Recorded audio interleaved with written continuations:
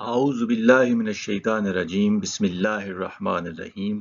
آج ہم سورۃ البقرہ کی آیت نمبر 69 کا مطالعہ کریں گے۔ 69 ذکر چلا آ رہا تھا بنی اسرائیل کا، اور ان سے کہا گیا تھا کہ تم کوئی گائے ذبح کرو، اور گائے ذبح کرنے کا ان کو اس لیے کہا گیا تھا کہ ان کے ہاں گائے ایک مقدس شے سمجھی جاتی تھی، اور جب وہ مصر میں رہتے تھے تو وہاں گائے یا بیل کی پوجا بھی ہوتی تھی، اور گائے کو ایک تقدس کا درجہ حاصل تھا۔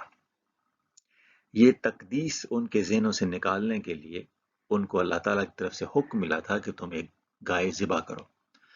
تو ان سے کہا گیا تھا کہ کوئی سی بھی گائے جو ہے وہ تم ذبح کر سکتے ہو، لیکن انہوں نے بال کی کھال اتارنا شروع کی اور اس گائے کی ڈیٹیلز مانگنا شروع کی۔ پچھلی آیت میں اس گائے کی عمر کا تعین پھر کر دیا گیا ان کے لیے کہ وہ گائے نہ تو بالکل کم سن بچیا ہو اور نہ ہی بالکل بوڑھی ہو، بلکہ ایک درمیانی عمر کی گائے ہو جس کا کہ بدن جو ہے بھرپور ہو اور وہ بھرپور جوانی کی عمر کی ہو۔ آج ہم جس آیت کو پڑھنے جا رہے ہیں اس میں اس گائے کے رنگ کا تعین کر دیا گیا ہے۔ ارشاد ہوتا ہے کہ قالوا ادعوا، انہوں نے کہا دعا کرو، یعنی وہ بولے بنی اسرائیل۔ they said، یہ فعل ماضی جمع مذکر غائب ہے، انہوں نے کہا۔ ادعو، دعا کرو، یہ فعل امر ہے واحد مذکر حاضر، یعنی بنی اسرائیل نے موسیٰ علیہ السلام سے کہا کہ دعا کرو یا ارتجا کرو۔ لنا، ہمارے لیے، لام حرف جر ہے، نا ضمیر جمع متکلم،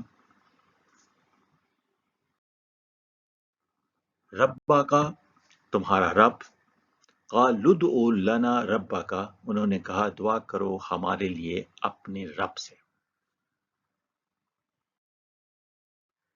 یبین، کہ وہ واضح کرے، بانا کا مطلب اس نے وہ واضح ہوا، بینا اس نے واضح کیا، یبین کے آن پہ جزم آئی ہے اور یہ فعل مضارع مجزوم ہے، اور اس کا معنی ہو گیا کہ وہ واضح کرے۔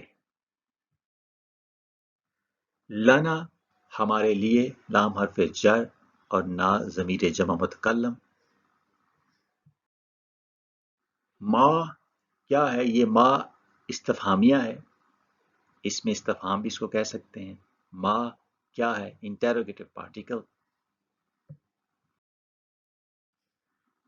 لونھا، اس کا رنگ، لون کہتے ہیں رنگ کو یا کلر کو۔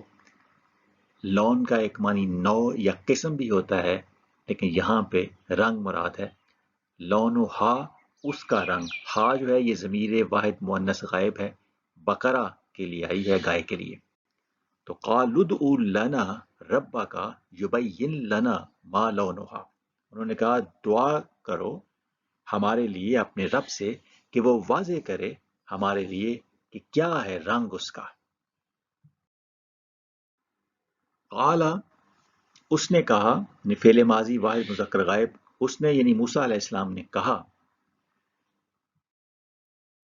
انہو، کہ بے شک وہ، انا حرف نصب یا حرف تحقیق ہے، انڈیڈ، ہو وہ، یہ ضمیر اللہ تعالیٰ کے لیے آئی ہے کہ بے شک وہ اللہ،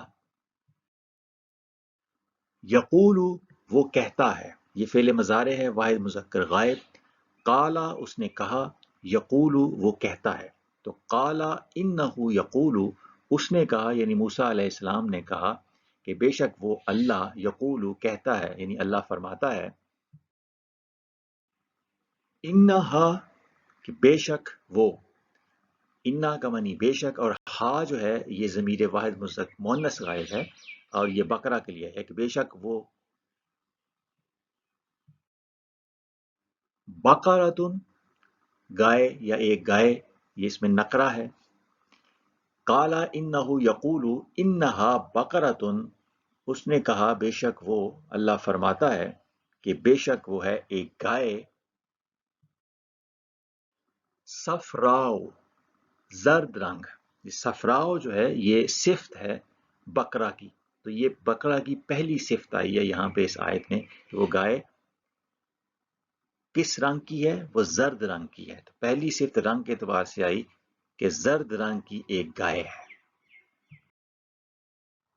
فاقع لونہا، شوخ گہرا خالص زرد رنگ ہے اس کا۔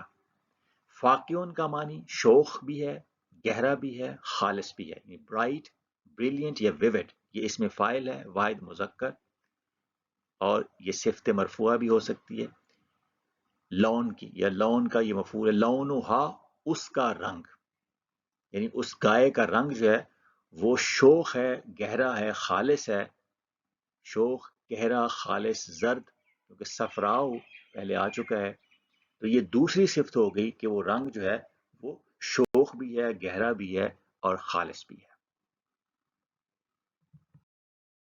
تسر الناظرین، وہ بھاتی ہے یعنی بھلی لگتی ہے دیکھنے والوں کو، یہ تیسری صفت ہو گئی۔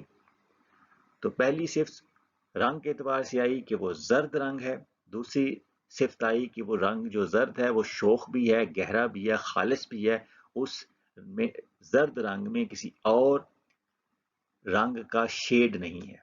تسر الناظرین، وہ بھاتی ہے یا بھلی لگتی ہے دیکھنے والوں کو، تو یہ تسر جو ہے یہ فعل مضارع ہے واحد مؤنث غائب، اور یہ آیا ہے گائے کے لیے کہ وہ گائے جو ہے وہ بھاتی ہے، بھلی لگتی ہے، اچھی لگتی ہے ناظرین دیکھنے والوں کو۔